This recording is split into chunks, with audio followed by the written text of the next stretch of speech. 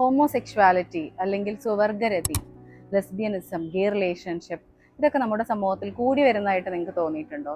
എന്തായിരിക്കും അതിൻ്റെ കാരണം? ഓഫ് കോഴ്സ് ബയോളജിക്കൽ കോസസ് അല്ലെങ്കിൽ ശാരീരിക കാരണങ്ങൾ കൊണ്ട് ഈ ഒരു രീതിയിൽ ജീവിക്കുന്ന ഒരുപാട് പേരുണ്ട്, അല്ലെങ്കിൽ ഈ രീതിയിൽ ജീവിക്കാൻ താല്പര്യപ്പെടുന്ന ആളുകളുണ്ട്. പക്ഷെ അതുകൂടാതെ സാഹചര്യങ്ങളുടെ കാരണങ്ങൾ കൊണ്ട് ഈ ഒരു ജീവിത രീതിയിലേക്ക് എത്തിപ്പെട്ട ഒരു വിഭാഗം കൂടെ ഉണ്ട്. അങ്ങനെ ഒരു കഥ എനിക്ക് നിങ്ങളോട് പറയാനുണ്ട്. വളരെ വിഷമത്തോടു കൂടിയാണ് ഒരു അച്ഛൻ തൻ്റെ മകനുമായിട്ട് എൻ്റെ അടുത്ത് എത്തുന്നത്.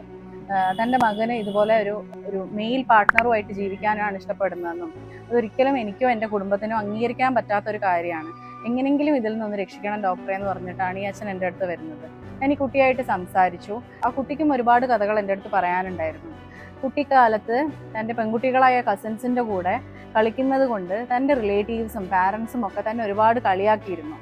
അതേസമയം കസിൻ ബ്രദേഴ്സിൽ നിന്നും ഒരു സെക്ഷുവലി യൂട്ടിലൈസ് ചെയ്യപ്പെടുകയും ചെയ്തു.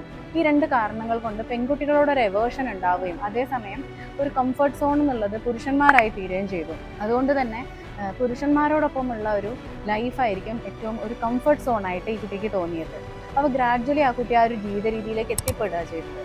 2-3 തെറാപ്പി സെഷൻ കഴിഞ്ഞ് പോകുമ്പോൾ ആ കുട്ടി പറഞ്ഞൊരു കാര്യമുണ്ട്. ഡോക്ടറെ അടുത്ത് വരുമ്പം എനിക്ക് തോന്നിയൊരു കാര്യം, വളരെ കൺഫ്യൂഷനായിരുന്നു. ഞാൻ കാരണം എൻ്റെ കുടുംബത്തിന് ഒരു ചീത്തപ്പേരുണ്ടാവുമോ, അല്ലെങ്കിൽ ഒന്നുകിൽ ഞാനൊരു പെൺകുട്ടിയെ വിവാഹം കഴിച്ച് ജീവിക്കുകയാണെങ്കിൽ ചിലപ്പോൾ ആ കുട്ടിയുടെ ജീവിതം തന്നെ ഇല്ലാതാവും, അല്ലെങ്കിൽ ഞാൻ സൂയിസൈഡ് ചെയ്യേണ്ടി വരും. പിന്നീട് ഒരു മാസം കഴിഞ്ഞ് ഈ കുട്ടി എന്നെ വിളിക്കുകയുണ്ടായി. അന്ന് ആ കുട്ടി പറഞ്ഞ കാര്യങ്ങൾ, ഡോക്ടറെ അന്ന് ഞാൻ വന്നപ്പോൾ ഉള്ള പോലെയല്ല ഇപ്പം എനിക്ക്. അതിനുശേഷം എനിക്ക് ഒരുപാട് മാറ്റങ്ങൾ വന്നു.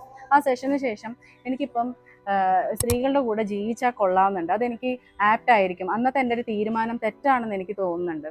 ഞാൻ ഒരുപാട് കാര്യങ്ങൾ തിരിച്ചറിഞ്ഞു.